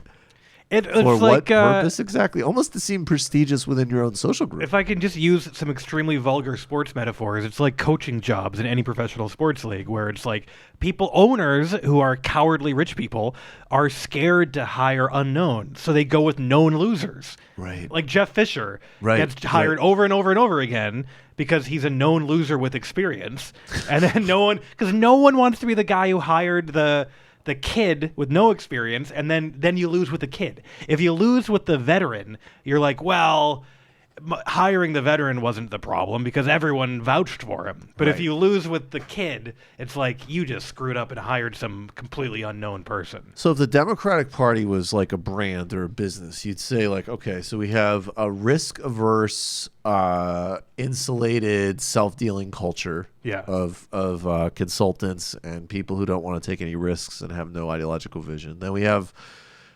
contradictions that it's like, it's not a unified party. There's all these different constituent components of it. But there is a fundamental contradiction between basically the people who fund it, and the people who lead it, and its prime social basis, right? Yes. Yeah. So overwhelming, like corporate money, wealthy people, then overwhelmingly women, people of color, and so on. That classic contradiction. And then number three, there's still enough people that actually really think that like we're still living in like an op-ed in 1996. Yes. Yeah. Is that like the three? I think Okay. Yeah. That's my map of the territory. Yeah. So does that mean Bloomberg 2020? Yeah. I mean, God. It's going to be. There are going to be like completely unbelievable names coming out of the woodwork to run because everyone thinks it's wide open. Head of Starbucks. Yeah, Howard Schultz. Yep. So, but with the Bloomberg and the Schultz stuff, you got to remember,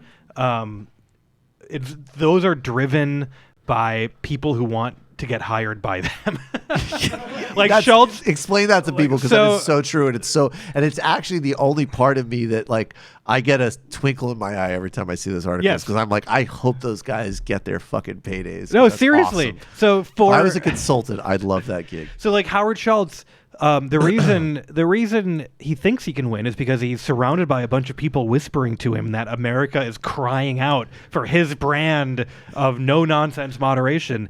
And they're whispering that to him because if he runs and hires them, they'll get to buy a house. Right. Right. If you are a completely cynical political consultant or pollster or campaign manager and you want a big payday, you got to convince a billionaire to hire you. And Bloomberg, when even just running for mayor of New York, made so many people rich that they spent years begging him to run for president. They just were begging him because if he ran for president, they would get to buy a nicer house. America really needs you. America America, in a very, very highly specified sense, needs you. It reminds me that, I don't know if you remember, like a year ago, Bill Clinton wrote some like New York Times op-ed, and it was just, I don't even remember what the occasion was, but it was just but it literally was like if you change some of the company reference points, like, you know, because I think now it was, you know, Apple and Google and whatever, but it could have literally been like AOL is opening a information superhighway. Like you just were like, wow, like these people's thought process has not, you know, at least like Tony Blair has kind of been like, oh, I'm adapting my thought process of like how I connect like Azerbaijani pipelines with Italian fascists. That's super 2018. Yeah. But like, there's a new information economy. Yeah, it's changing fundamentally how we live. And then when you think of Bloomberg and Schultz and that consulting class, I mean, that's literally all it is. They're saying the same stuff, and it's like a privileged time capsule. Right, and it's especially funny because their message in the 1990s was always like, these old Democrats haven't changed their message since the 40s. Right. And then like, they're like it hasn't been working since FDR's time. And now it's like, all right, then it'll be perpetually 1988 in your head. Right. There's a company called Atari to releasing new products fundamentally. I love that was actually the Atari Democrats was the nickname for Al Gore. That was literally what they called themselves. Yeah, the Atari Democrats. And they have not... They're like, nothing has changed about that class of Democrat ever since. I'm really glad that iPhone government didn't stick. That was an early Obama era slogan. Oh God! With remember those nudge books? Those like, you don't need regulation. Yeah, you just need to sort of weirdly try to behaviorally influence people through traffic lines. Yeah, so that's the future of progressive. The ultimate governance. high point of that form of like technocracy was Obama passed one of the like largest and broadest tax cuts in the history of tax cuts when he gave every working American got a payroll tax cut that they purposefully didn't tell them about because Cass Sunstein said the economics of it suggest that it will work better if they don't know why their paychecks are bigger. Oh, so in Obama's Obama's first term, Cass Sunstein sucks so much. He passed a massive payroll tax cut, helped every working American, didn't run on it for the midterms, just didn't mention it. And, remember, guys, if we talk about it, it will totally blow the effects. So if you That's one thing you got to give. I am sure Bill Clinton would have been like, Bill are you Clinton fucking would have kidding been me? shouting it from yeah, the Bill Clinton, rooftops. like, every single American got a tax cut. Yes. Every single American. By the way, every single American. And incidentally, they don't want to tell you about every. Obama's just like, oh, if we campaign on this, apparently there's an econometrics measure in Illinois State that says this might make people buy one less Whopper a week. You got it. My lips are sealed. And then the other thing about it was that it was temporary, and then when it expired a few years later, it looked like an increase. And then the right-wing media was like, "Oh, why is Obama raising your payroll taxes?" Right. And Obama was like, how can you guys be so intellectually dishonest? Yes, exactly. This is totally not what being at Harvard Debate Club was like. Did you not see the Pinocchios they got for this one? Yeah. Pretty sure that when the Pinocchio meter comes out, your average Midwest industrial state voter will get that it's bullshit.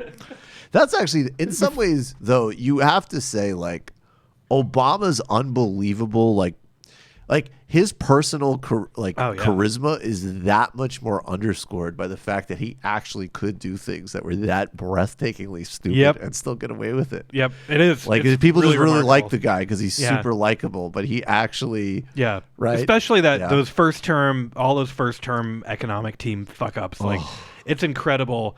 After all that, with the economy still crippled because they didn't actually finish fixing it. Like, his re-election was actually pretty remarkable looking back, and he would have won a third term. I strongly believe he would have won a third term. Yeah. He would have cleaned up Trump. Let's touch, before we go to the post game, let's touch on the positive side for a second. Do you think, well, first of all, do you agree with me that there's actually really significant difference between Bernie Sanders and Elizabeth Warren? Like, they're both generally, like, I like her, but I don't think they're the same. No, they're not the same. I think even though I think eventually their platforms will look very similar, they're not the same temperamentally, and it's a question of background really, and it's like what informs your politics a lot of it happens really early on, and I think Elizabeth Warren, she's brilliant. Her background is academic and not particularly left wing, and that means that even if she adopts all these sort of left wing things, like, you know, the decision making process she uses to come to these decisions is just very different from his, because his background is left wing politics, like of the old fashioned kind. Yeah. So I mean, I'm just saying that's a difference. That's a difference in their politics that will decide how they make decisions going forward. That's sort but of I think he's actually, I mean, you know, I'm not too attached to these terms in some ways, but I think he actually is some form of a socialist. Yeah, yeah. And I think she's I think she's a liberal with legit populist instincts. And I think, like, of everybody talking about running for president, for me, Bernie's definitely number one, and then it's her, and then there's a major drop down after you got to those two. I mean, I do think those orientations are, there's a difference there. I think he probably eventually wants to end capitalism, and she probably eventually wants managed capitalism that actually works. Right.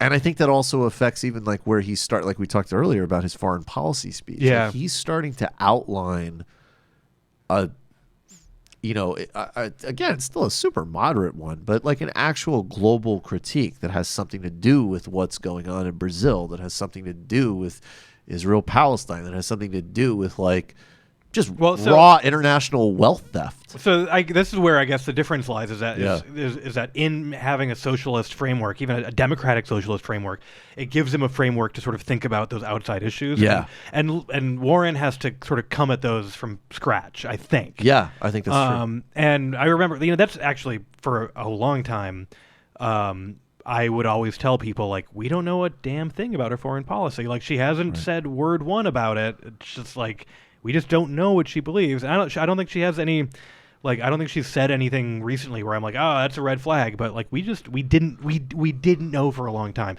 Bernie didn't talk about it very much either for a long time. But you could have just sort of guessed. You could know. You could just guess based on where the politics. guy's coming from. Exactly. It's not perfect, but it's like, it goes back to what you said before. What was he doing in the 80s? Yeah. He was doing Sandinista solidarity. Yeah, exactly. Yeah. And that's a classic thing. Like, Sandinistas are not perfect. Blah, blah, blah, blah, blah. You were supposed to support the Sandinistas in the 80s. Yeah. If you weren't supporting the Sandinistas in the 80s, like, you're fundamentally suspect in your politics. You are. Do you think that do you think they'll coordinate between each other and pick one, or what do you think will happen in terms of who runs? I'm not sure. It's all like, I think that I don't think they will coordinate, and I don't know how much. I don't really know how much their staffs work together. I don't really know. It feels like if each one thinks they can win, they're gonna try. Huh. And then if maybe they decide like that's actually gonna sort of split the vote and then screw everything up. So maybe then they come to some different arrangement. But I feel like they're at least gonna both try. At the end of the day, and I really hope we don't leave the public show on a depressing note, but at the end of the day, does Joe Biden sweep the Democratic nomination? No, he doesn't. Okay. He has he comes in and he's a lot like oh God, who was like some of the 2004 people who just like came in and did nothing. Anyway, he's not, because like all the energy, especially like all the energy is around either left-wing populists or young women, and so that's going to be where the energy is. Right. Although, and the only thing I would say about Biden, and I will never, maybe there's 3 tiers, because he's actually probably like, I would go Bernie, Warren, and then I would totally vote for Kamala Harris or Cory Booker over Joe Biden. Yeah. But I do think if you were, and I don't think you should make decisions like this, but I think if you were purely in a resistance frame of mind, get rid of Trump is the number one thing, he would demolish Donald Trump, I think. Biden? I think, yeah. Oh, he totally, he would. Wreck Donald I mean, Trump. Look at what he did VP presidential debates against Palin. It was like, this is the guy, because Like he does the old-fashioned Northeast politician thing of sort of projecting this form of like everyman authenticity that like you're like, oh, I forgot that for a second I forgot that you were like solely bankrolled by Delaware corporations that don't want to pay taxes. I forgot for a second that you're the reason that my family can't get medical bankruptcy. Yeah, exactly. Right, absolutely. In fact, that would be. There was a funny thing I will say. Yeah. I will say one thing about Joe Biden, where if he does manage to be the nominee, where I would be less panicked than you might think, which is that for some reason his vice presidential team's economic team was better than Obama's. Definitely. He actually had a better economic team than Obama's, and if that is a signal of the sort of people he would hire if he got elected, I can't know that, but if that's a signal, I would not be panicking about him winning. That's okay. So there's a silver lining, and he's probably not going to win anyways. He's probably not going to win anyways. And we all know that I should be the nominee anyways, you fucking pricks. How many foreign policy speeches I got to get before I get a straight fucking endorsement?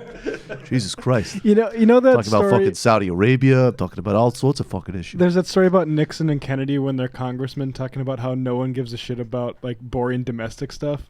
That's really funny. If Bernie's just the opposite, is like, God, I'm so sick of talking about Yemen.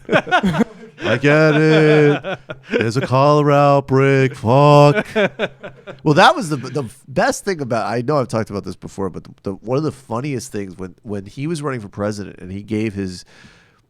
I mean, it was sort of a foreign policy address, but it really was a Middle East address. And the funniest part to me was first, he's listing all of these things, which a frontline. I mean, they're obvious, but no frontline American politician had done, at least anytime recently, of just all of the objective barbarism of Israelis towards Palestinians, the Israeli government. So he's talking about civilian casualties, the occupation, and part of it I know is my comedic projection, but not 100%, because he's like, and then one of his stats was like the unemployment rate in Gaza, and that clearly got like the most. It's just like, and the unemployment rate in Gaza. Oh my God, I can't say anything. Fuck, is there? What? I will stay a bit off of it, but that's never happened before. Well, not to me. I haven't heard it. I'm hearing it. It's sorry. Sorry about that. Sorry, everybody. But yeah, that was really. He was like the unemployment rate in Gaza is unacceptable. He really did seem to say it with a lot more passion. Like, look at the white phosphorus dropped on them, and they don't have freedom of movement, but they don't get organized a goddamn labor union. That was like clearly like somebody showed him that stat. He was like, I can't be progressive except in Palestine anymore. Like that does not work. All right, guys, we're going to go to the post game. We have a ton of questions from the Discord. We'll get to some phone calls. We have a lot more sound to get to as well, including, I think, some Mitch McConnell sound that will be right in line with everything you've been saying about this dominance politics stuff. Mitch McConnell messes with the wrong history nerd on the Sunday shows. He does. John Dickerson and I can't even say rare form. I would say never form. I've never seen him actually be like that before. It was pretty good. Thank you, Matt. Thank you, David. Thank you, David Slavic. Thanks for being here, Alex Pareene. Really appreciate it. Of course. And thanks for staying with us to the post game. Become a patron today, patreon.com/TMBS. We're getting very close to that 2,000 mark. Thanks, everybody. Oh, this weekend, Illicit History with Milton Alamati on the Great Lakes region, the Congo Civil War, and Woke Bros. The live show is going out on Thursday from the Bell House that we did on Friday. Thanks.